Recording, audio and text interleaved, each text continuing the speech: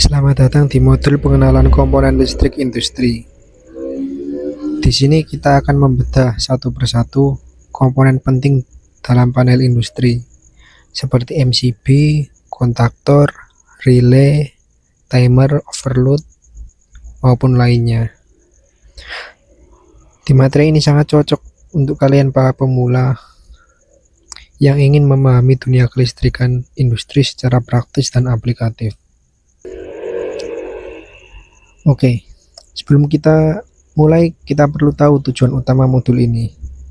Pertama, agar kalian mengenali komponen listrik industri yang umum. Kedua, memahami prinsip kerja dan fungsi masing-masing komponen. Dan yang ketiga, kita bisa membedakan dan memilih komponen yang tepat sesuai kebutuhan di lapangan. Kita akan mulai dengan MCB, atau yang biasa dikenal dengan miniatur circuit breaker. MCB adalah pengaman otomatis terhadap arus lebih dan hubung singkat. Biasanya digunakan di rumah hingga industri ringan. MCB tersedia dalam berbagai rating arus seperti 6 ampere, 10 ampere, hingga 32 ampere. Ada juga perbedaan jenis kurva. Kurva B cocok untuk beban ringan, C untuk motor, dan D untuk induktif berat. Pilihlah MCB sesuai dengan beban yang akan dilindungi. Jadi saya akan menjelaskan lebih detail. Di sini sebelum kita memilih MCB itu pentingnya kita memperhatikan yang namanya ampere. Seperti yang kita lihat di sini ada MCB dengan ukuran 16 ampere. Gimana maksudnya? Berarti beban yang bisa dia tampung itu sekitar 16 ampere. Apa jadinya jika kita menggunakan beban yang lebih dari 16 ampere? Contoh kita pakai untuk beban yang dia mengeluarkan 20 ampere atau 30-an. Maka dia akan cepat panas di sini. Di dalam sini kumparannya, dan dia akan selalu ngetrip. Ada juga ini yang namanya kurva MCB. Kurva MCB itu ada banyak jenisnya seperti B. Jadi kalau kurva itu, bentar saya tuliskan aja ya. Contoh di sini ada C16 ampere. Apa maksudnya? Berarti C itu untuk motor. MCB ini diperuntukkan untuk motor. Kalau dia B, nah kalau di sini tulisannya B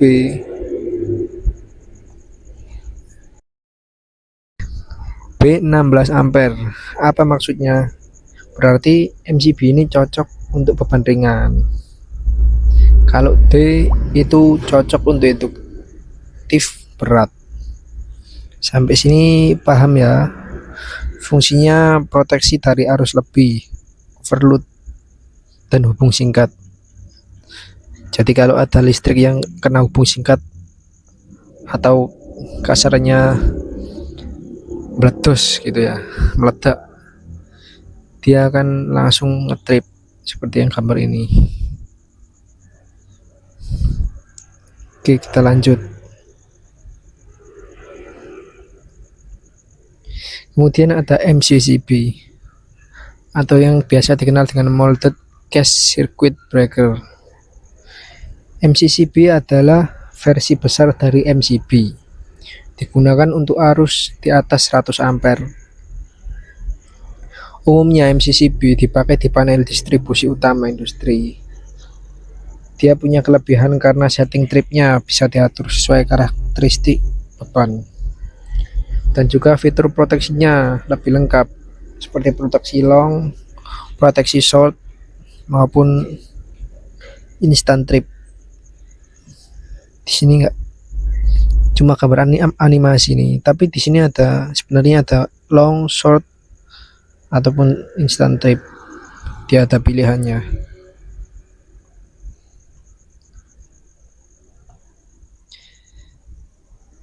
Nah, sebelum kita mengenal kontaktor dan relay, kita wajib memahami konsep dasar NO dan NC.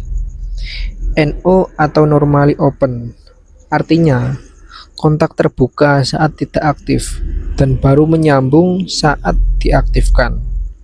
Biasanya dipakai di tombol start. Kemudian NC atau normally close adalah sebaliknya. Kontaknya terhubung saat normal dan terputus saat diaktifkan. Cocok untuk tombol stop atau fungsi proteksi. Prinsip ini muncul di banyak komponen industri, mulai dari tombol, sensor, relay, kontaktor, hingga PLC. Kurang lebih dia seperti ini ya cara kerjanya. Jadi kalau NO itu dia di dalam ini diibaratkan lempengan besi. Nah ini kalau NO itu dia posisi awalnya sebelum ada arus listrik yang masuk, dia posisi awalnya adalah off atau tidak terhubung, makanya disebut normally open. Begitu dia dapat arus listrik dari sini dash yang NO dia akan tertutup sehingga menyebabkan listrik ini diteruskan. Nah kalau NC ini kebalikannya, dia posisi awalnya tertutup atau tersambung. Kalau di AVO lo ya pakai ohmmeter. Kemudian saat ada listrik masuk dia terbuka sehingga listrik di sini menyebabkan tidak terhubung atau mati.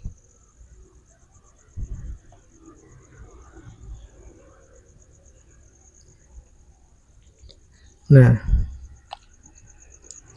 selanjutnya ini namanya adalah kontaktor.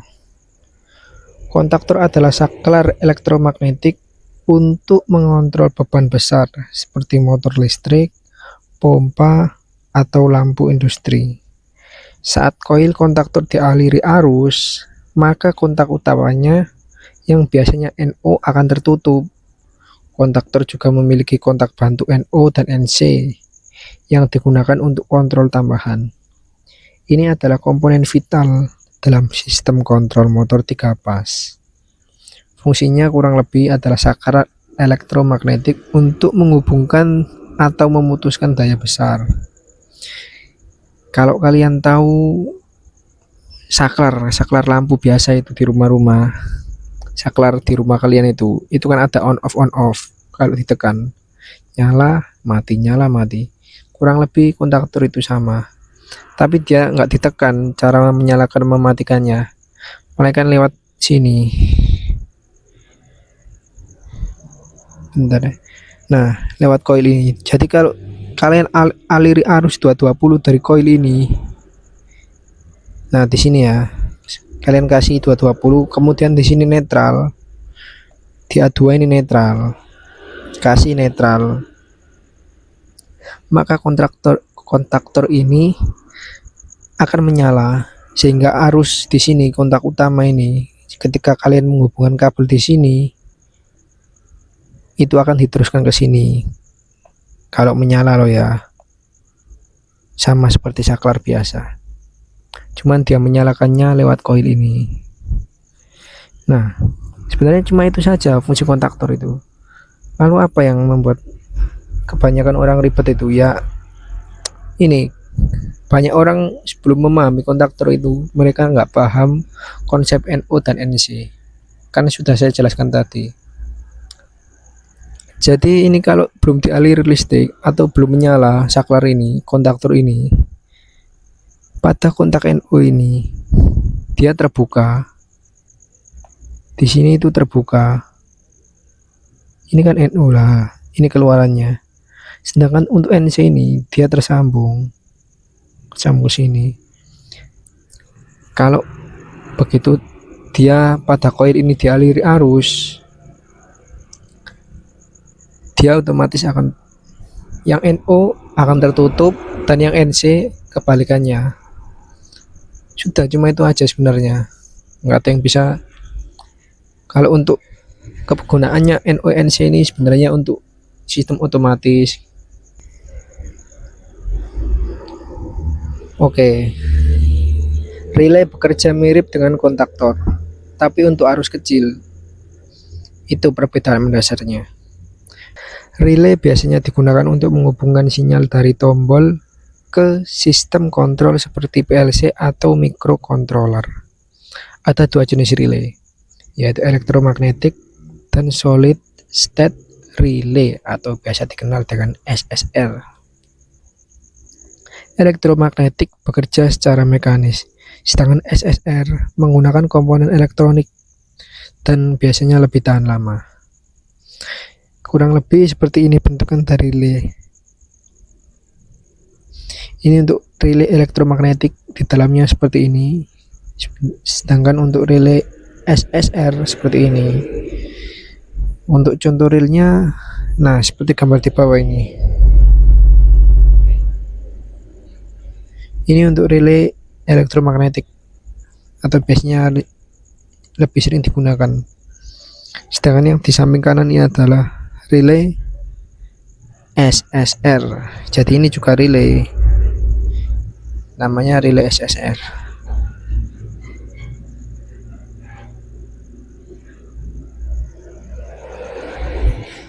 Overload relay atau yang biasa disebut thermal overload relay, TOR singkatannya. Overload relay melindungi motor dari beban lebih yang terjadi terus-menerus. Komponen ini bekerja dengan prinsip panas dan akan memutus arus jika arus melebihi batas tertentu dalam waktu tertentu. Overload relay dipasang seri dengan kontaktor dan harus disesuaikan dengan arus nominal motor. Ada dua tipe thermal, pakai bimetal dan juga elektronik, lebih presisi. Saya akan jelaskan lebih lanjut tentang thermal overload relay. Jadi dia sebenarnya merupakan proteksi motor dari panas. Apa maksudnya? Ketika motor itu berputar, dia akan menghasilkan ampere. Nah, ketika arus ampere itu dia melebihi dari kapasitas yang sudah ditentukan. Contoh, motor itu adalah berapa ya? 7,5 kW. Berarti berapa ampernya? 7,5 berarti ampernya adalah 15 ampere.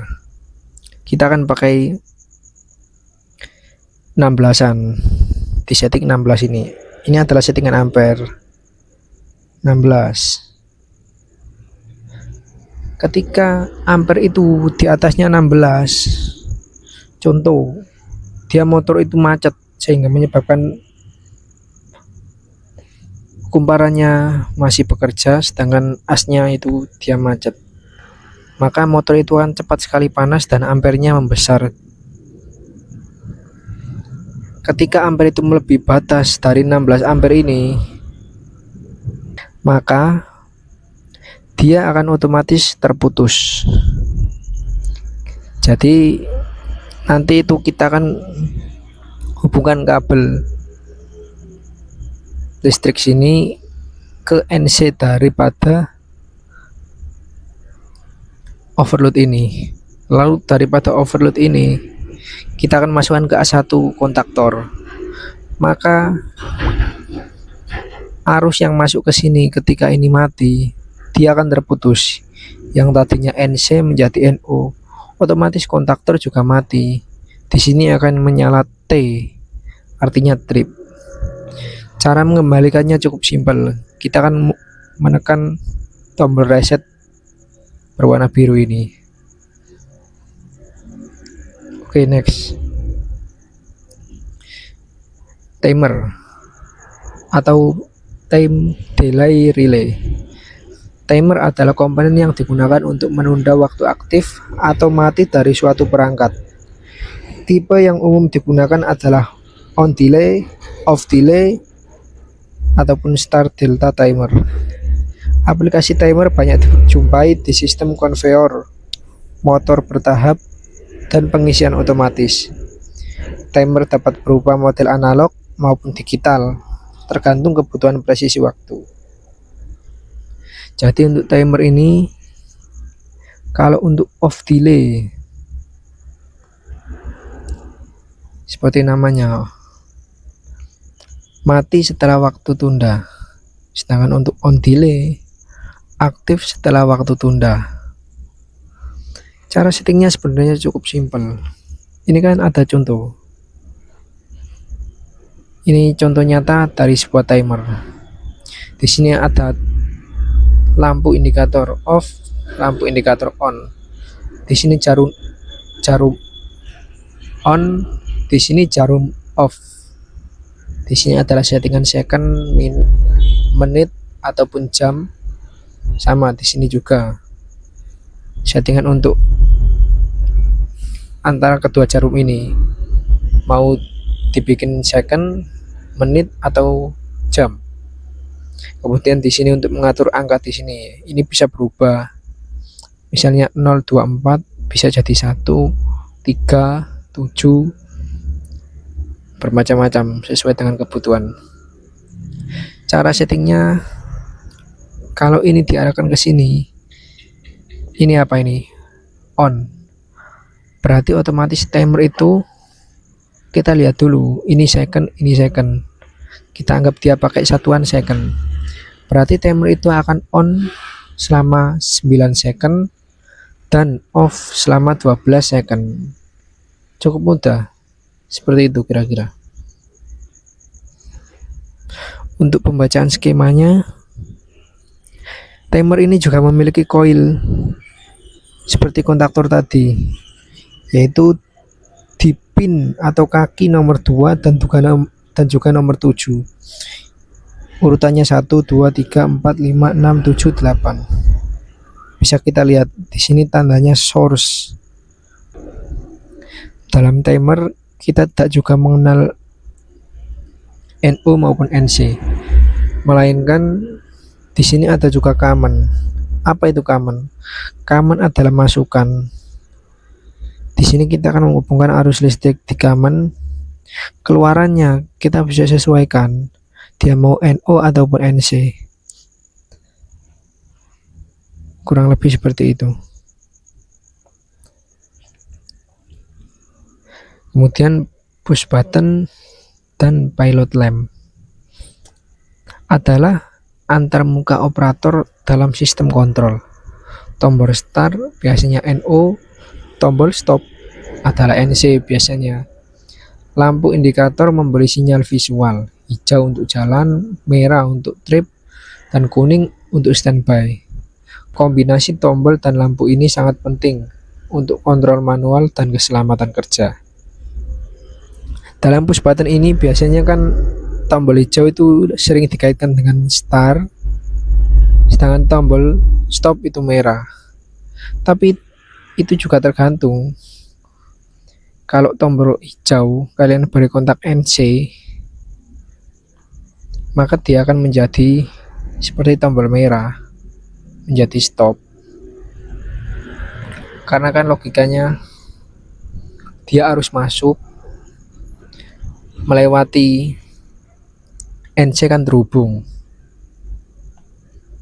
Bentar, saya gambarkan ya. Dia harus masuk kan melewati NC kan terhubung. Ketika push button kita tekan, dia menjadi memutus. Nah, kan jadi aneh. Jadi mesinnya otomatis kan langsung jalan. Ketika tombol push button hijau kita tekan, baru dia tiba-tiba mati. Kan jadinya ambigu. Makanya pentingnya kita untuk melihat juga, kalau kita memasang untuk start, ya kita pakai kontak NO. Jadi dia posisi awalnya mati. Mesin kan posisi awalnya itu kan mati.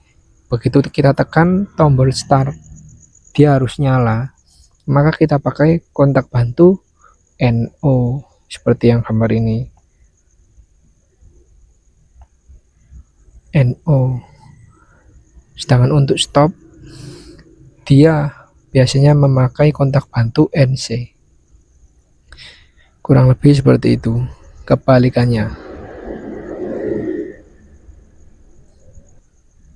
Nah, sebagai penutup, itulah gambaran dasar komponen listrik industri. Dengan memahami fungsi, jenis, dan cara kerjanya, kamu sekarang sudah bisa merancang sistem kendali sederhana. Coba refleksikan, apakah kamu sekarang bisa menjelaskan perbedaan NO dan NC? Apa komponen paling sering kamu lihat di lapangan atau di rumah-rumahmu? Pada modul berikutnya, kita akan membaca dan mendesain wiring diagram panel.